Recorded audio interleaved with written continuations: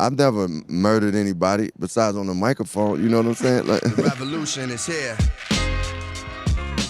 Welcome to the Trackstar Podcast, a conversation about music and culture centered around a playlist I've created specifically for our guests. I love it. Just hearing this, man. This week, 6 songs that explain one of the most interesting careers in music. This is one of the most monumental moments in my life. That changed the way all of us rap. When's the last time you heard that? Man, I started getting tears. The legend, Common. Roll the intro. Testing, 1, 2, 3. Check, check. You ready? I'm ready. Trackstar, let's go.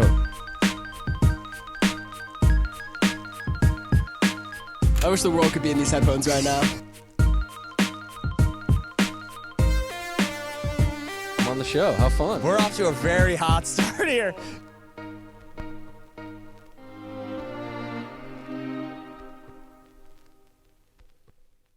I want to talk about a lot of different things today. Yeah. You have one of the most interesting careers in entertainment, and I want to sort of learn from you about how that happened. First of all, I'm super happy that you're having me back on the show. I love what you do with this, and this is dope, man. Like, I love hearing people talk about music and stories about music and what resonates with them. So you came with a dope idea, man. Thank you.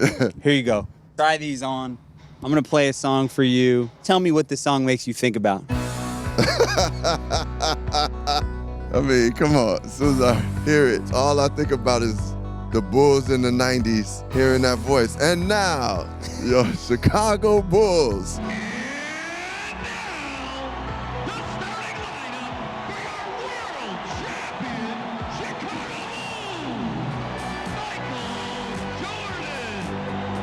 I think about how great times were in Chicago when the Bulls were winning. Yeah. Like how much great energy, how much we celebrated, how like business was circulating from parking garages to bars. Bulls won 6 championships. 6 championships? Like that song has got a celebratory thing to it. That song's called Sirius. Is it? And it's by a group called the Parsons Project. It's from the 70s. It's a throwback song. Yeah. So it's weird that song became, and they probably had that song before Jordan really started cooking. Oh, no, for sure. I don't know how it came to be. I don't know the history. I saw somebody telling a story about how one of the announcers really loved that song. Yeah. So he was like, yo, I'm going to choose this for the intro music. And somebody else was, and part of the production was like, okay, cool. They went all the way into the idea, but eventually it just started catching on.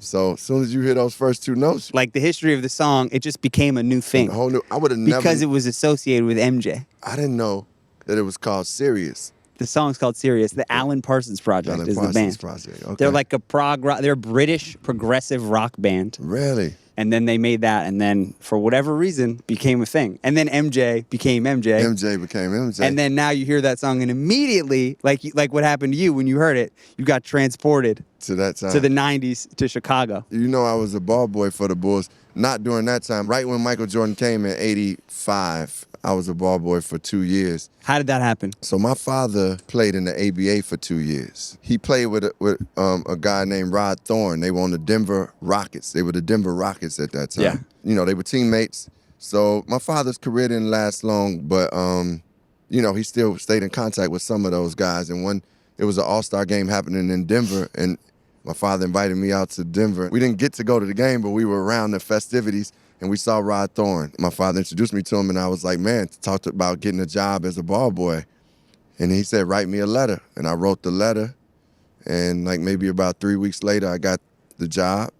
And I came in when the Bulls weren't doing good. Yeah. But then they drafted Michael Jordan, 3rd pick in that '84 draft. And things changed. That changed changed the scope of life at that point. Were you a player too? I had dreams of being a ball player, definitely a basketball player. Like, I love the sport. You know, I was playing in elementary school, in high school.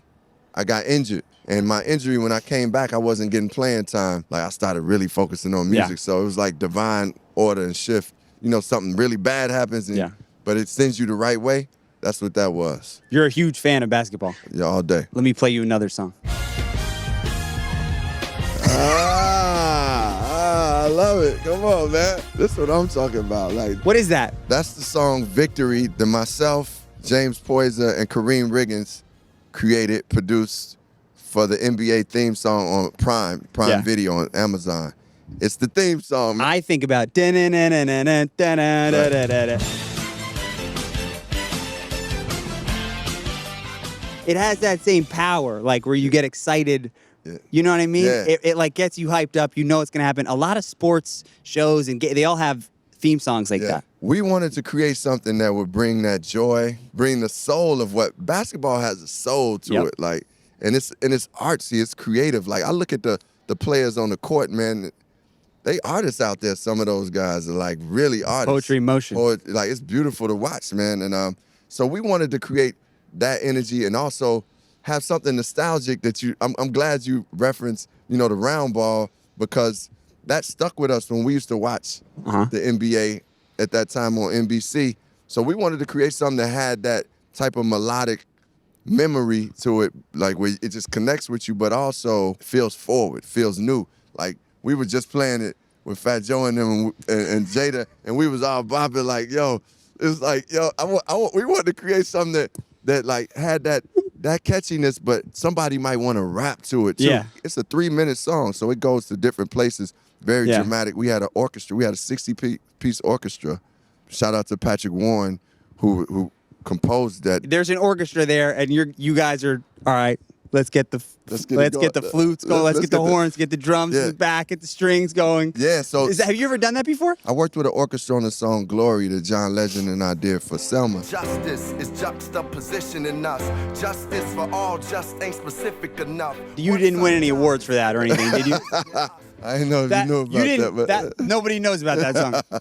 Was that Academy Award winning? Yeah. So you have a trophy for that? Okay, that's what I thought. All right, anyway. Yeah. So that Glory, that song Glory, that was the first song when I walked into the studio and I was like, man, I started getting tears because it was like an orchestra sitting there to play that song and knowing what that song meant and the creation of it. So when we got to this song, the name of it is Victory for NBA for Prime Video, I was like, I walked in there. We had already put some of the greatest musicians together. Like James Poyser was a producer on it, is one of the great. He played on all of Miseducation for Lauryn Hill, Erykah Badu's Mama's Gun, The Roots stuff, my stuff, some of the J Dilla stuff where you hear keys, some of that is James Poyser. He's one of the greatest. And Karriem Riggins produced and played with Betty Carter, played with like Ray Brown, all these great jazz musicians, Roy Hargrove. So we a family. Yeah. We've worked together. And I see all those musicians, just all these people from different walks of life sitting there playing our song. Man, I was like, man, this is one of the most monumental moments in my life. Black dudes from Philly, Detroit, Chicago, that come from our backgrounds to have a theme song for a major sport is incredible. It's full circle, too. Full circle, for sure. It's like, damn. So this conversation is about your whole career. Right. So we're going to keep going. But we started over there. We started with Sirius. Yeah, We started with Sirius. the Bulls. Wow, We started with your ball boy days. Yeah. And then we went to today. But I want to go back again and play something from the early days. I love this song. Ah, man. Second album. Yes, second album, Respiration. Man. Respiration.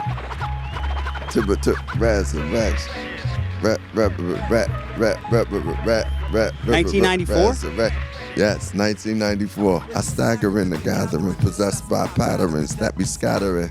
Over the global, my vocals be traveling, unraveling. My abdomen is line is babbling. Grammatics that are masculine. I grab the men, verbally badgering bras. I wish that Madeline was back on video LP. Raps I make up like some do, excuses. Feeling like Noah, hooking my mellas up on deuces. A broad ain't got a mind, a job, a crib, she useless. Acoustic bass lines embrace rhymes while I chase mines. They say signs of the end is near. Wonder can I walk a righteous path holding a beer? No ID produced that song. No ID is one of the great producers in music. I grew up with him since 4th grade. He and another producer named Twilight Tone produced that album. No ID did the majority of it. He got that Ahmad Jamal sample. It's the same album that Pete Rock sampled, The World Is Yours. When I heard that sample, I was like, man, I gotta go there. This is right after I was blessed to get an early copy of Illmatic before it came out, because I knew somebody from the source that was from Chicago. I had Illmatic. So when I was writing Resurrection, I said, I have to step my game up because I had heard Illmatic. That changed the way all of us rapped to me. Like, I got to give it to Nas. It was like a Charlie Parker moment, or, you know, what Coltrane did, or, you know, like Prince for that matter, just changing the way everybody after him might do music. That's how it was, and Resurrection was my step into that. And it felt so Chicago, but still just jazzy and soulful. And my man, Mr. Sinister, was doing the cuts on there.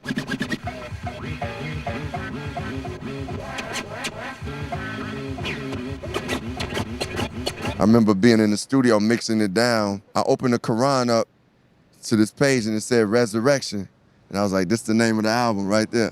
It doesn't sound like 1994. It sounds way, like you said, like you were looking ahead. Yeah. You heard Illmatic, you were inspired. You were like, let's keep pushing this forward. Tell me about your writing process. Are you filling notebooks? Are you writing a lot of poetry? And that period of time is when I first started the process of how I write now. Yeah. One day I was riding with my guy. He went to go see one of his lady friends. So I'm sitting in the car, I'm drinking, he in the house, you know, in the apartment chilling. What's up, bro? Yeah. He in the apartment chilling, they having their time. I don't have a pen, but I have a beat that No Idea is giving me. I'm just sitting in there and thoughts are coming, but I don't have anything to write anything down with. So I'm like, okay, let me say this. Oh, this came. So I just say it over and over and I remember it. So then I'm like, oh, wow. Something shifted and changed where I was like, okay, next time I started writing, I put it in the CD and I put in the CD and I was like, man, I'm gonna try to write like I just did, just out loud, just start saying things. And I started to do that. And the whole process of writing Resurrection, that album, and since then, it's been me sitting down with music.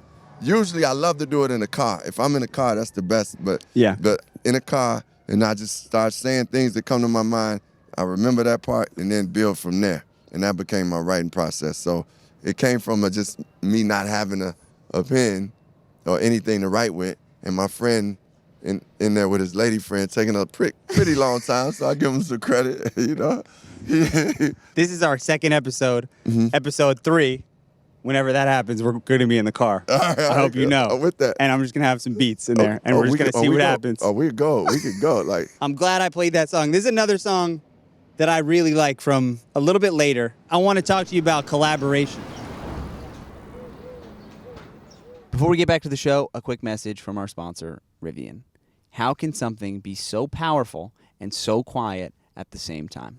The first time I drove a Rivian R1S and I turned the car on, I actually didn't realize that it was on because it didn't make any noise. I was used to hearing a loud hum of the engine, and this car had none of it. I turned it on, put it in drive, stepped on the acceleration, and the car started rolling, much to my surprise, without making any noise. It was crazy. The quietness makes the ride feel not only calm, but futuristic. But don't let the quietness fool you, because Rivians are powerful beasts.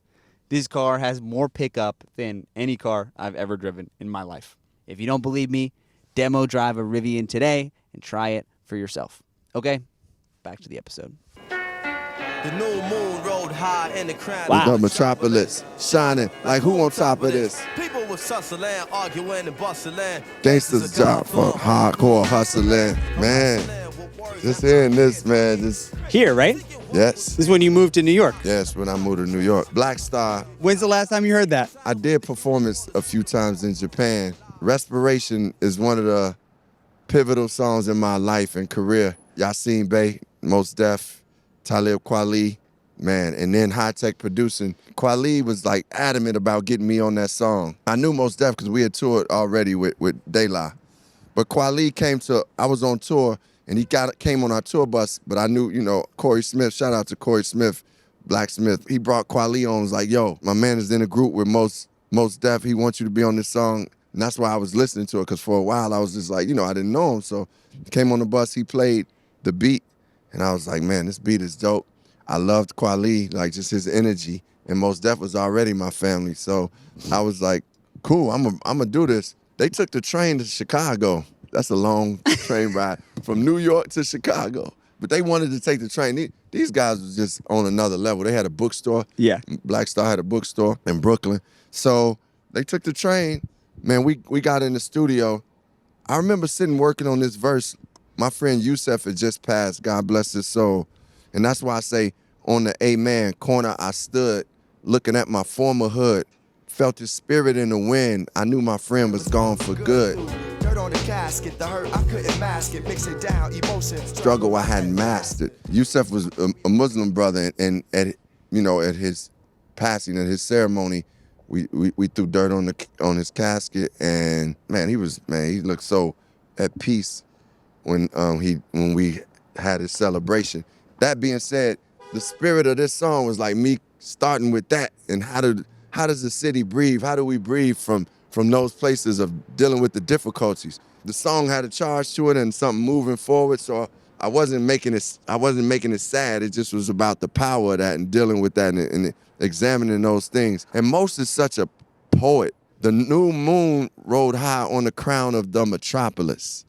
Man, that's like poetry. Yeah. I could feel the city breathing. To make the city like have a breath was just amazing writing and poetry. And then Kweli came and lit that verse up. So I had to, come with the third verse and give him something. The amazing thing about that group, I feel like they elevate each other and they push each other, and then you getting in the mix too. It's like all three of you were pushing each other to sort of do more. For sure. I came here with like 2 weeks worth of clothes. Like I'm gonna find a place to live and go back home, and I'm gonna go back and forth. But I ended up staying in New York and just building my career from there. Cause we shot the video, trying to get on a new label. So they was embracing me and just was like really having a whole musical family. And what I noticed was being in New York that I would bump into artists that I wanted to work with. I'd already did this song and we did the video, but I was accessible. Yeah. So it was a really pivotal point in my life and career. And Respiration, to this day, when I perform it, I'll be like, I feel it. Here, what about this?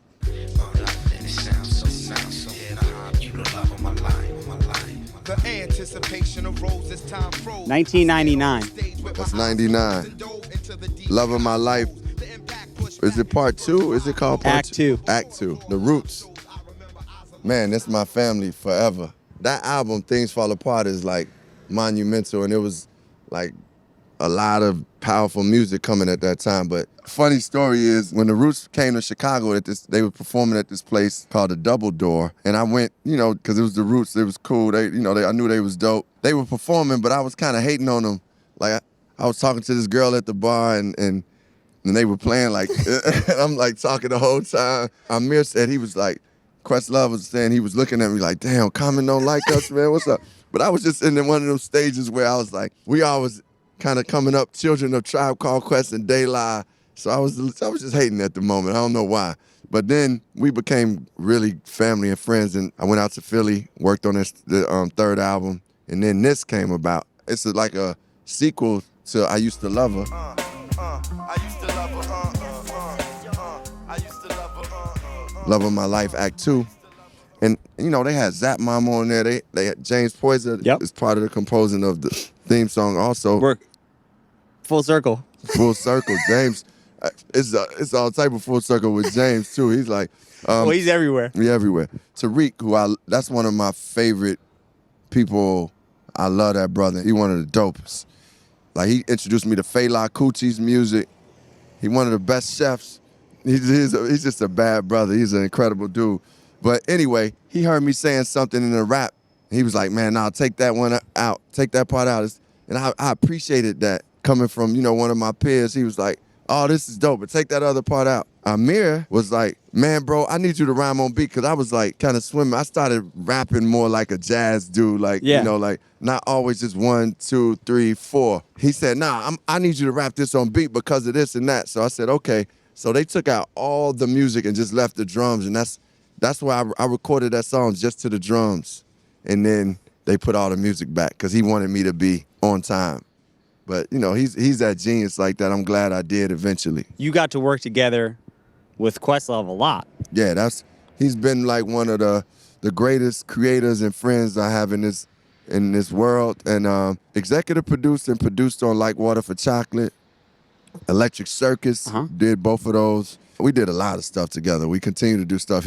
Even the album Pete Rock and I just did, the Auditorium, he sequence the album. Like, he is somebody I will go to. He's been a part of some of my best performances. The video Come Close. I'm tired of the fast lane. I want you to have my last name. Which we were dealing with a hearing impaired woman, like that was the concept. He came with the concept.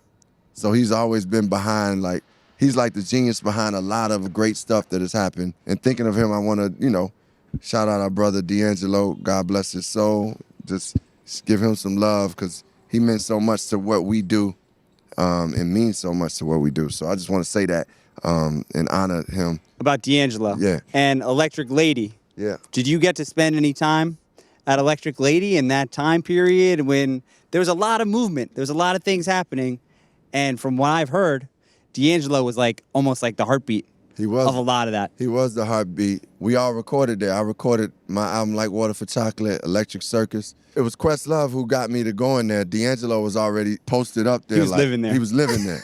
The B room was his. That's it. You go see D in that room. I wasn't in his sessions all the time, but I mean, we would connect and he would come. Sometimes he might step in our session. I might get to go to his session. Quest would bring us all together to do stuff. D'Angelo ended up, us, Erykah Badu, Bilal. It was like a whole family there. Yasin, Mosin would stop by. In fact, Dave Chappelle told me he would come by in the studio just to check us at Electric Lady. That's how much Electric Lady was our spot. And then we would go hear him at the Comedy Cellar. We walk around the corner to hear him.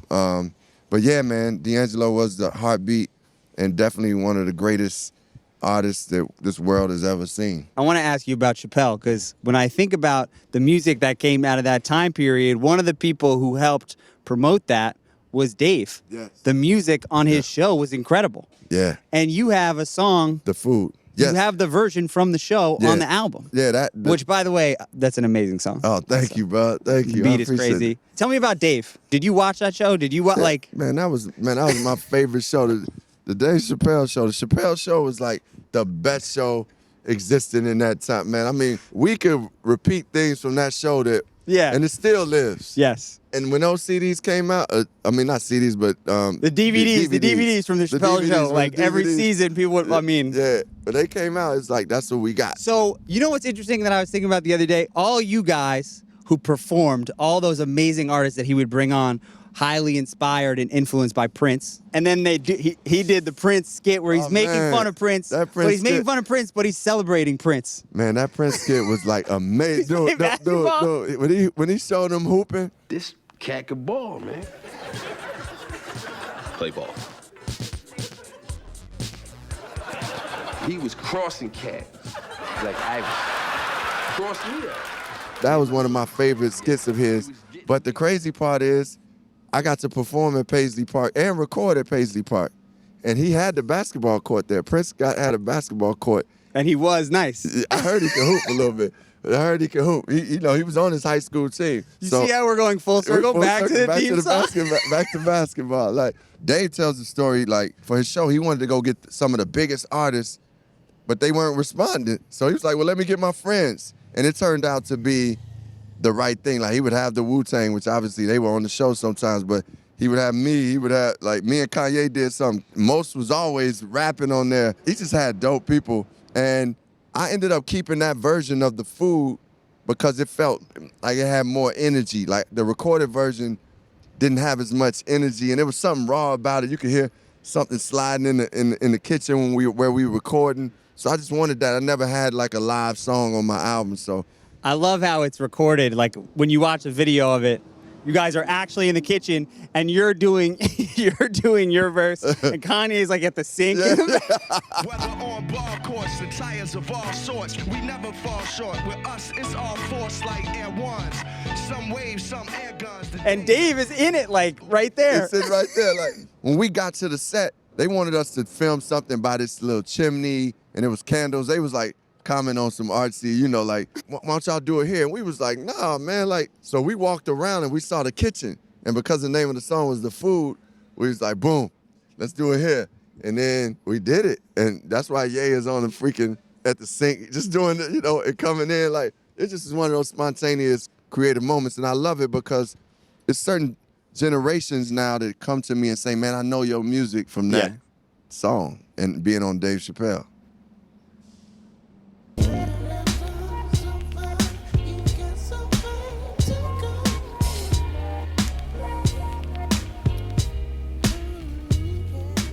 When's the last time you heard that?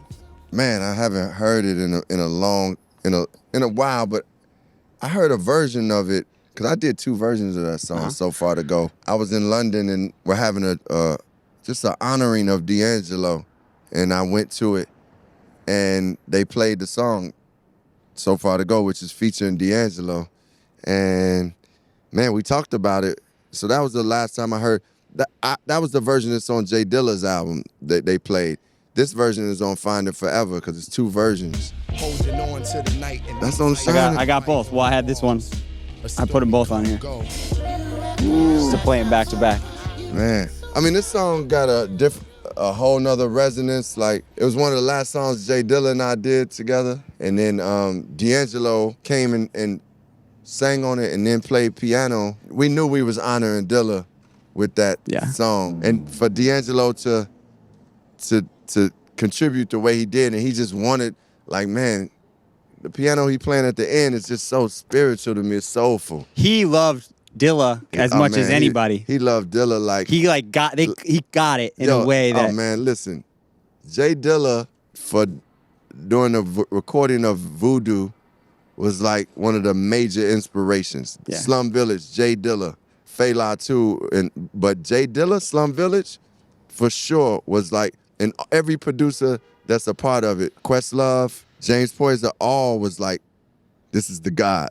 Jay Dilla is the God. Like D'Angelo knew. They knew how beautiful, incredible, and man, just supernatural Jay Dilla was with the music. Yeah. And D'Angelo has that as a musician and singer himself. So it was like, them two? I mean, I can't say there's many that have hit my spirit like the way they do musically. Yeah. We talked a lot about music. We got to talk about other stuff too.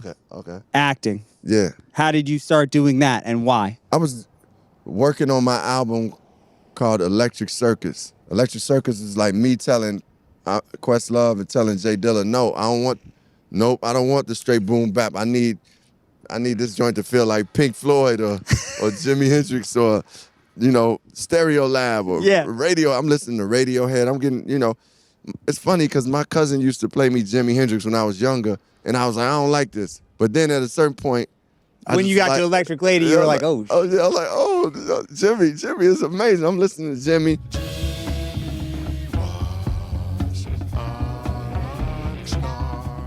That was some of the inspiration for that album. When I did that album, it was like, the audience was like, nah, we don't like this. And I was really questioning if I was gonna be able to have a career anymore.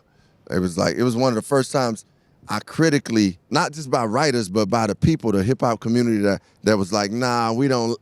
I actually was like, man, it's something inside that I have to express, this artistic that I don't, like, I gotta do it. So I went to acting class. And I just felt like it was a way for me to express myself in ways that I hadn't before. And I may not have been able to do through the music. Well, I wasn't able to do through the music, so I found it in acting. And I started pursuing it. And the acting teacher I have, Greta Seacat, who is one of the greatest, I was just like, man, this is the right place for me to do this. And this is something I'm supposed to do and purpose to do. And I want to be great at it. So I love working at it. I love growing at it. It's something I look forward to every day when I get to do it. And I just started auditioning and eventually got a role. Is there a connection between making music and writing and performing as an actor? Or are they very different parts of the brain? They are very different artistic expressions. Uh-huh.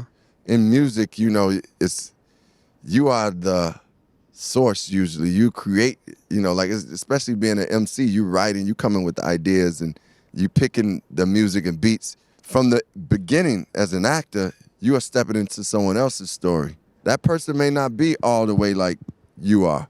Like some of the characters I play, I've never murdered anybody besides on the microphone. You know what I'm saying? Like, but I'm not a murderer, so I play killers.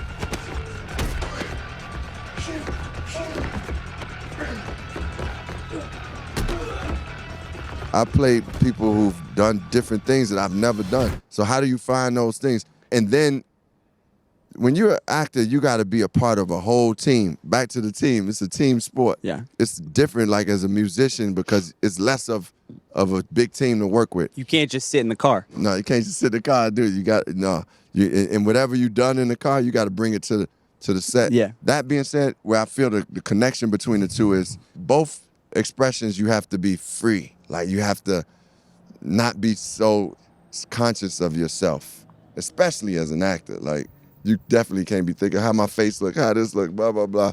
You know, in music, we do want to look cool and all that, blah, blah, Yeah. blah. But I think acting helped me. I already was an open-hearted artist, but I think acting helped me to be even more open and like express things that I wouldn't before. What about making the transition from the screen to the stage? Doing theater, Is that a whole other? that's a whole nother discipline, man. And theater was one of the most difficult and rewarding things I've ever done in my life.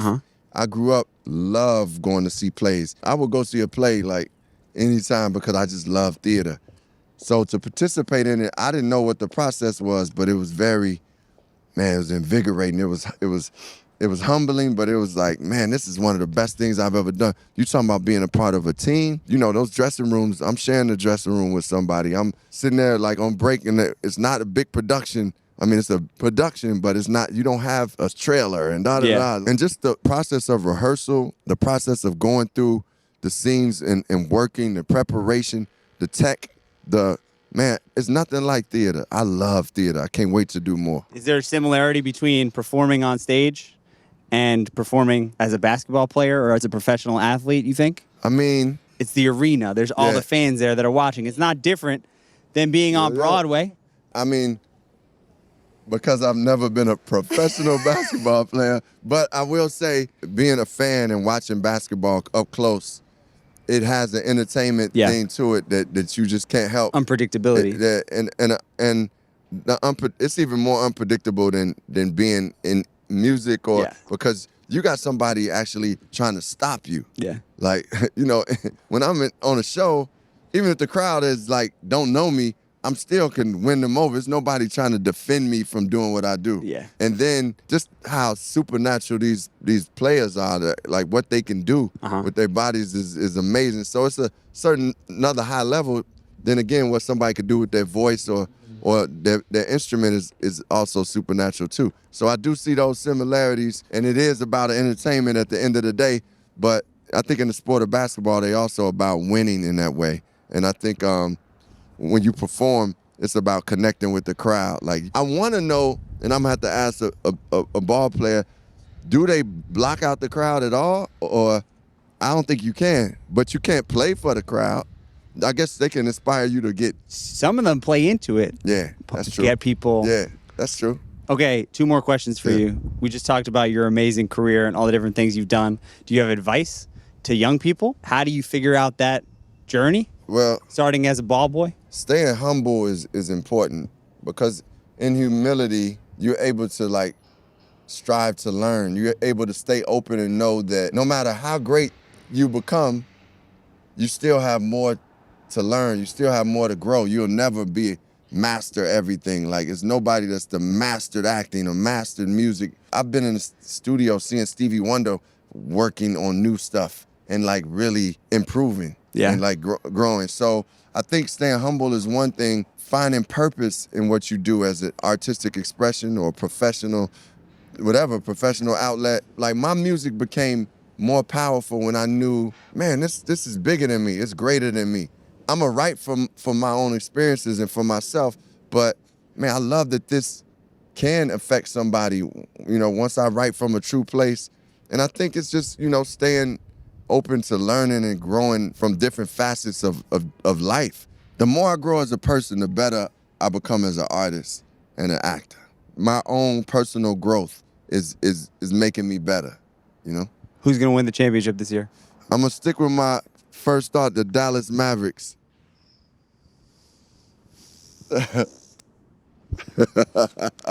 Who you got? The Knicks, bro. Come on. What are you talking about?